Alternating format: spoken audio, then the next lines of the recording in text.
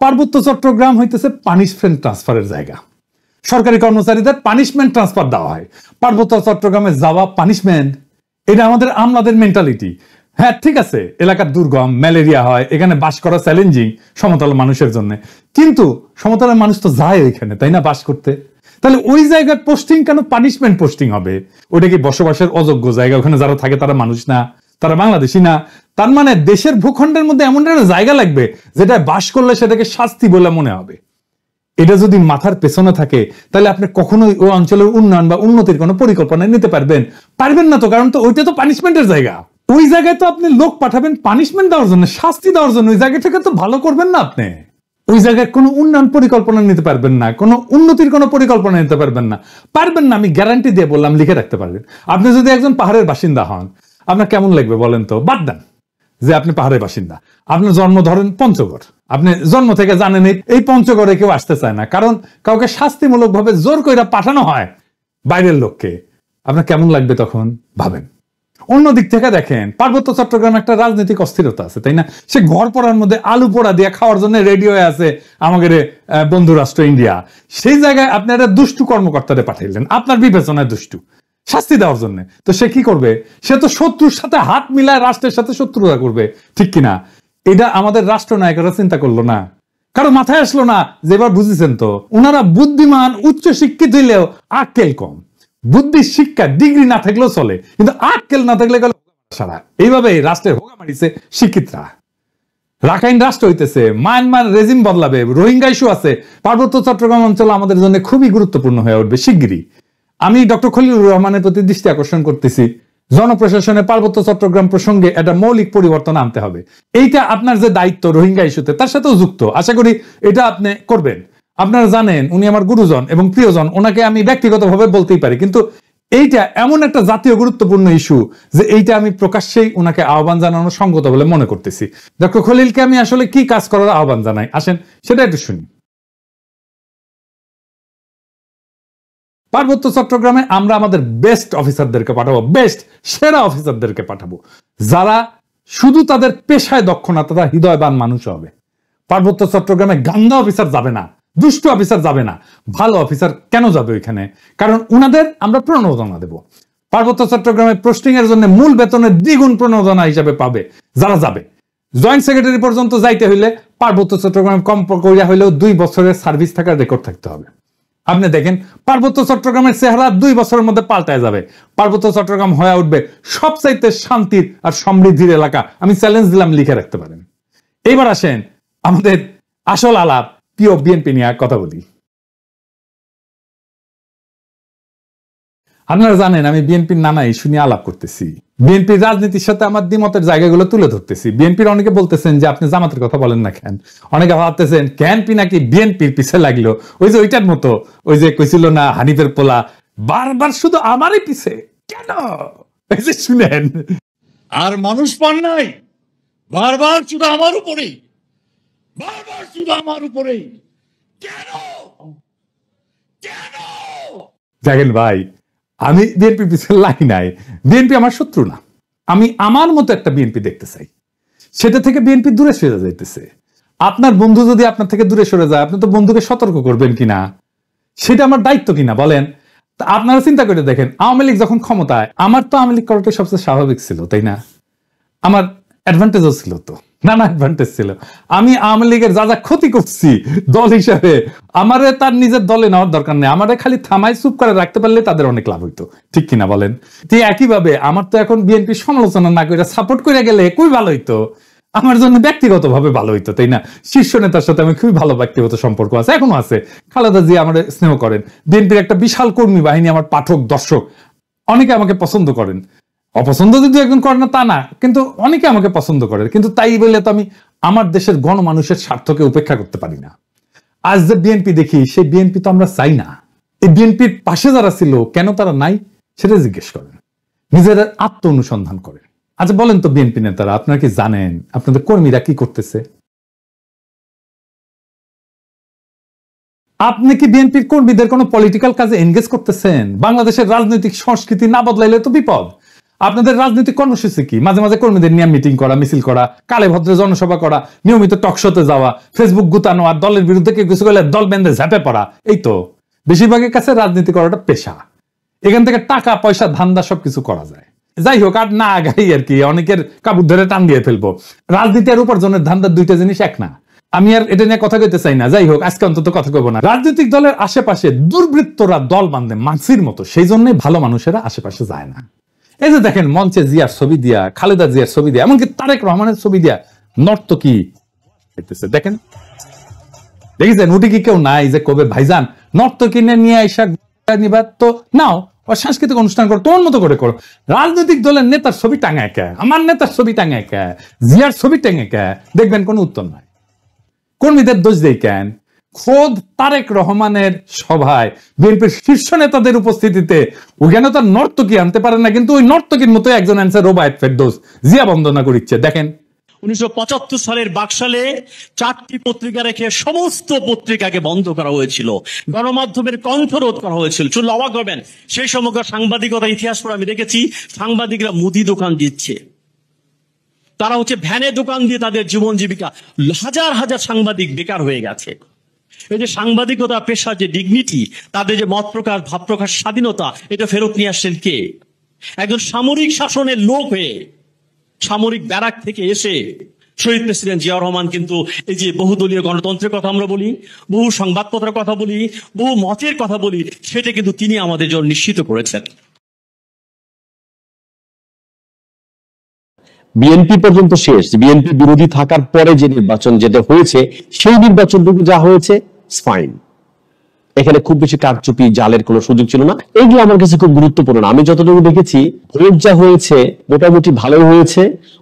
ওই আওয়ামী লীগের সঙ্গে স্বতন্ত্র প্রার্থীদের প্রতিদ্বন্দ্বীদের ভোট যা হয়েছে সেটা মোটামুটি ভালো ভোটই হয়েছে। আমি 2-1টা আসন আমার নিজের এলাকায় দেখেছি ঘাম বেরিয়ে গেছে। আওয়ামী লীগের যে প্রার্থী তার বেরিয়ে যেতে প্রচন্ড ঘাম বেরিয়ে গেছে। এই রোবায়েত ফেরদৌসের জিয়া বন্দনা, এটা তো ওই নর্তকীর গোয়া নাচানোর চাইতে অশ্লীল। রোবায়েত ফেরদৌস বিএনপি ক্ষমতা আসলে সার্ভিস দেবে বিএনপির, তাতে কোনো সন্দেহ নাই। হ্যাঁ, কিন্তু বিএনপির কেন এরকম একজন লুম্পেন ইন্টেলেকচুয়ালকে মঞ্চে জায়গা দিতে হয়? এইখানেই সংকটটা, বুঝছাও? আবার দেখেন, এই যে মোয়াজ্জেম হোসেন আলাল, অত্যন্ত শ্রদ্ধাভাজন রাজনৈতিক ব্যক্তিত্ব, আমি অত্যন্ত পছন্দ করি উনাকে। উনি কইতেছেন জয় বাংলা আওয়ামী লীগের স্লোগান না, মুক্তিযোদ্ধাদের স্লোগান। তার মানে বিএনপি জয় বাংলা স্লোগান দিবে মুক্তিযুদ্ধের নামে। তাছাড়া জয় বাংলা স্লোগানকে ডিফেন্ড করতে আসে কেন আলাল ভাই? বলেন তো, উনি তো ছোটখাটো নেতা না।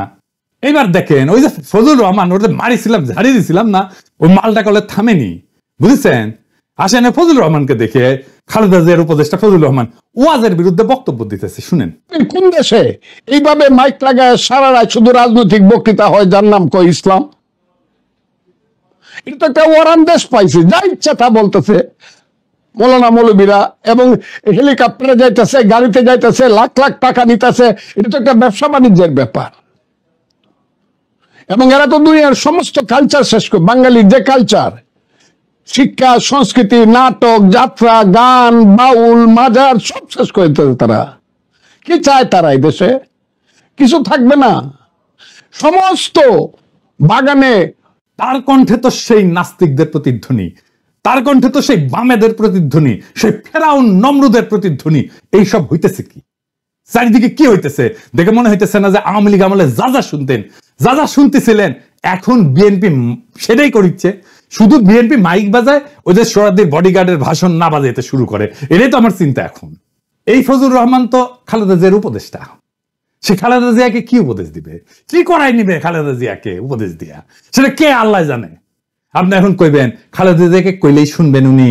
আপনাদের একটা জিনিস জানায় রাখি, উনি খুবই ডেমোক্রেটিক লিডার। উনার আশেপাশে দায়িত্বশীলদের পরামর্শ উনি শোনেন এবং সে অনুযায়ী কাজ করেন। উনি বোঝেনও যদি যে কাজটা করা উচিত না, তারপরে উনি করেন। এটা খালেদা জিয়ার লিডারশিপ কোয়ালিটির এটা একটা গুরুত্বপূর্ণ দিক, যে উনি ডেমোক্রেটিক্যালি সিদ্ধান্ত, ওনার নিজের সিদ্ধান্ত যদি এটার বিরুদ্ধেও হয়, তারপরেও দলের লোকেরা, অন্যান্য দায়িত্বশীলরা যেটা বলবে সেটাই উনি করবেন। এই প্রসঙ্গে একটা ঘটনার কথা উল্লেখ করি, যা আমি ওই ঘটনায় যুক্ত একজনের কাছ থেকে শুনছি। বলে না হর্সেস মাউথ। বিষয়টা জানলে আপনারা বুঝবেন কেন আমি ফজলুর রহমানের এই অ্যাটিটিউডে বিচলিত হচ্ছি। গল্পটা আর এক ফজলুর রহমানকে নিয়ে, বীর ফজলুর রহমান। বিডিআর এর জেনারেল ফজলুর রহমান। আপনারা ওনাকে চেনেন, রেসপেক্ট করেন, কিন্তু আমি জানি না যে ওনার সমস্ত কীর্তি, ওনার সমস্ত গৌরব এটা জানেন কিনা। উনি মুক্তিযোদ্ধা ছিলেন, উনি মাদ্রাসা পড়া ছাত্র কিন্তু ব্যাকগ্রাউন্ডে, এবং বিডিআর এ থাকাকালে তার নেতৃত্বে 2000 সালে বাংলাদেশ এবং মায়ানমারের মধ্যে একটা যুদ্ধ হয়েছিল, নাভ যুদ্ধ বলে। বাংলাদেশের একজন সেনারও মৃত্যু হয়নি, কিন্তু মায়ানমারের 650-র উপরে সৈন্য নিহত হয়েছিল। মায়ানমার পরাজয় মেনে নিয়ে শান্তি চুক্তি করছিল। 2001 সালে ভারত একটা জায়গা জোরপূর্বক দখল করে নিয়েছিল সিলেটের পাদুয়ায়, এটা উদ্ধার করে 72 সালে এটা দখল করছিল। 72 থেকে 2001 সাল পর্যন্ত বিএসএফ এর দখলে ছিল ওই অঞ্চলটা, বাংলাদেশের ভূখণ্ড। আবার 2001 সালে 18 এপ্রিল ভারতের কুড়িগ্রাম জেলার রৌমারী উপজেলায় বড়বাড়ি বিডিআর ক্যাম্প দখলের জন্য বাংলাদেশের অভ্যন্তরে বিএসএফ আগ্রাসন চালায়।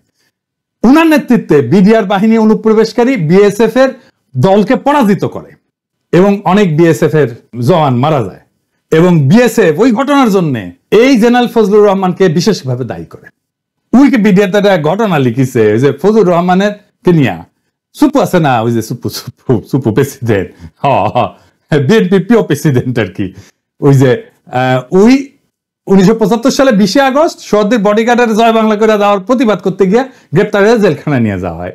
সেখানে সে লিখিচ্ছে ফজলুর রহমান নাকি তাতি মারতে মারতে কইছিল, এই বেটা তোর বঙ্ক বল্টু কোথায়, উঠি লিখিছে, উনি নিজে লিখিছে, উনি নাকি পাকিস্তানি ফেরত সামরিক অফিসার, এটা সুপু নিজেই লিখিছে। তবে এটা ভুল। আমি জেনারেল ফজলুর রহমানকে জিজ্ঞেস করেছিলাম যে ফজলুর ভাই এটা কি আপনি করেছিলেন, পাশাত লাথি মারিছিলেন? তো বললেন পিনাকি তোমাকে মনে হয় আমি এই কাজ করতে পারি। সুপু যার কথা লিখেছে সেই লোক হইতেছে 15 ইস্ট বেঙ্গল রেজিমেন্টের নাম হইতেছে ফজলুর রহমান ফারুক, উনি এখনো বেঁচে আছেন কিন্তু। আর উনি ফজলুর রহমান ছিলেন 10 ইস্ট বেঙ্গল রেজিমেন্টের, এবং বরং উনারে ডেকে আনা হয়েছে যে চুপপুরে ধরা হয়েছে, যায় উনি ছাড়াইছেন চুপপুরে। যাই হোক, উনি আর্মি থেকে কিভাবে বিদায় নিলেন এটা জানেন? আসেন সে আলাপটা করি। উনাকে বাধ্যতামূলক অবসরে পাঠানো হয়েছিল। পাঠিয়েছিল কে জানেন? কে জানেন? হাসিনা না, খালেদা জিয়ার সরকার। খালেদা জিয়াকে কয়েকজন জেনারেল এই বুদ্ধি দিছিল। কোন কোন ইন্ডিয়াপন্থী জেনারেল এই বুদ্ধিটা দিছিল তাদের নামটা বললাম না, আমি সবার নাম জানি। মনে রেখেন, এটা আমার জেস্টার অফ গুডউইল। বললে কলে সিপাহী জনতার মায়ের খাইয়া ভত্তা হইয়া যাবেন, আমি কইলাম না। সেই জন্য ইন্ডিয়া পাদুয়ায় রৌমারিতে বীরত্বের বদলা নিল কি দিয়া? তারে বাধ্যতামূলক অবসর পাঠায়। কার হাত দিয়া? খালেদা জিয়ার হাত দিয়া। কি কি যুক্তি দিছিল ওই জেনারেলরা জানেন? আসলে এদের হচ্ছে মাদ্রাসা ঘৃণা। যেহেতু উনি মাদ্রাসা ব্যাকগ্রাউন্ড থেকে আসছে, সেই জন্য মাদ্রাসা এলিটরা পছন্দ। আমি এই জন্যই এলিটদের দেখতে পারি না। ভয়ঙ্কর মাদ্রাসা ঘৃণা এলিটদের মধ্যে। ও কইছিল যে উনি নাকি মডার্ন ওয়ারফেয়ারের কিছুই জানেন না, উনি মাদ্রাসা ব্যাকগ্রাউন্ডে। জেনারেল ফজলুর রহমানের মতো গৌরবজনক লড়াইয়ের ইতিহাস কয়জন জেনারেলের আছে বাংলাদেশ সেনাবাহিনীর? দেশের মাটি উদ্ধার কইরা দিল, দেশের সার্বভৌমত্ব রক্ষা করলো, আর তাকে পুরস্কৃত করা হলো বাধ্যতামূলক ভাবে অবসরে পাঠায়। এই যে ফজলুর রহমানের মতো উপদেষ্টা খালেদা জিয়া যদি থাকে না, তাহলে এদের দিয়া ইন্ডিয়া প্রতিশোধ নিবে। খালেদা জিয়ারে যেমন করে সাইন করে দিছে বাধ্যতামূলক অবসরে ফজলুর রহমানের, তারেক রহমানও সাইন করে দিবে। এখানেই আমার ভয়। বিএনপি শুধু না, জামাতকেও বলতেছি, জনগণের সাথে আপনাদের ন্যূনতম 4 দফার চুক্তি করতে হবে। আপনারা নির্বাচন করবেন, যাই করবেন, তার আগে 4 দফা চুক্তি করতে হবে জনগণের সাথে। ভোটই একমাত্র ক্ষমতায় যাওয়ার পথ না। জনগণের সাথে আপনার এগ্রিমেন্ট কি? আপনার ম্যানিফেস্টো না, আপনাকে জনগণের সাথে এগ্রিমেন্ট করতে হবে। এবং আমি যে এগ্রিমেন্টের কথা বলতেছি, এটা জনগণের চাওয়া, দরকার হলে আমি ভোট নিয়ে দেখাই দিতে পারবো। এবং দেখবেন জনগণ কিভাবে আমার এই 4 দফাকে সমর্থন করে। 1 নম্বর দফা, আওয়ামী ফ্যাসিবাদকে চিরতরে কবর দিতে হবে। 2 নম্বর, ভারতীয় আধিপত্যবাদের চিরতরে অবসান ঘটাইতে হবে। 3 নম্বর, একটা সাম্যের সমাজ তৈরি করতে হবে। 4 নম্বর, একটা ইনসাফের রাষ্ট্র কায়েম করতে হবে। এই 4টা ভেরি সিম্পল। এই ফ্রেমের মধ্যে থাকলে সেটাই হবে জনগণের সাথে চুক্তি মানা। এর বাইরে, এই বাউন্ডারির বাইরে যাইতে পারবেন না। কথা ক্লিয়ার? আমাদের ঠেকানোর চেষ্টা করতে পারেন, আমরা সর্বশক্তি দিয়ে আমরা বাধা দেওয়ার চেষ্টা করব। ফাইনালি আমার ক্ষুদ্র ভ্রাতাদের জন্য ওরা গতকাল রাশন ট্রাক দেখে হেভি খুশি হয়েছে। হ্যাঁ, যে আমরা রাশন ট্রাকে কিনবো, এটা গেলে সিদ্ধান্ত হয়ে গেছে। তো এটা হইতেছে রাশন ট্রাকের পেজ। এটা সাহেব দেখা দেন, নানা মডেলের ট্রাক আছে এটি। হ্যাঁ, দেখিস কত সুন্দর সুন্দর রাশন ট্রাকের মডেল দেখিস? হ্যাঁ হ্যাঁ, দেখে দেখে আমার ক্ষুদ্র ভ্রাতাদের চোখ চকচক করিচ্ছে। মনে হচ্ছে এখনই ঝ্যাপে পরে ট্রাক চালাবি। হেভি ড্রাইভিং এর লাইসেন্স আছে বেটা? হ্যাঁ, আগে লাইসেন্স হোক, তারপরে ট্রাক চালানি। আচ্ছা এই যে শাহবাজের ট্রাকের ভিডিও দেখেন না এটা, হ্যাঁ দেখেছেন হাউস করেছে আমার ক্ষুদ্র ভ্রাতারা, ওই দেখবেন এরপরে ওই পেজে লাইক টাইক দিয়ে ভাইসে দিবি আর কি, দেখেন আরো দেখবেন দেখেন এগুলা করবেন কি প্রিন্ট করবেন, প্রিন্ট করে হাঙ্গরে বিএনপির ভাই করে দেখা করবেন যে টেম্পু স্ট্যান্ড নিয়ে ঝগড়া করে লাভ কি, পিনাকি তো তাকে স্ট্যান্ড বানাচ্ছে, ইটি আসো আমার ক্ষুদ্র ভ্রাতারা কবে দাদা হইলে কি এই বুড়া বয়সে মাথা মুথা খারাপ হয়ে গেল কে, এই এত উত্তেজিত কে, ওই যে বিএনপির মঞ্চে ভোগা নাচানো আর এই রাশিয়ান ট্রাক দুইটাই বেচছে আসলে সেক্স, কিন্তু দুইটার গুণগত তফাৎ আছে। রাজনীতিও ইনকা ওর সাথে টেম্পু স্ট্যান্ডই আসবে, ওটাই কালচার, ট্রাক চালাবার পারবে না। আগামীর রাজনীতি হচ্ছে রাশিয়ান ট্রাক চালানোর রাজনীতি, ওই রাজনীতি কেমনে নির্মাণ করতে হয় সেটাও দেখাই দেব, আর বাংলাদেশকে আমরা ওই দিকে নিয়ে যাব ইনশাল্লাহ। ইনকিলাব জিন্দাবাদ।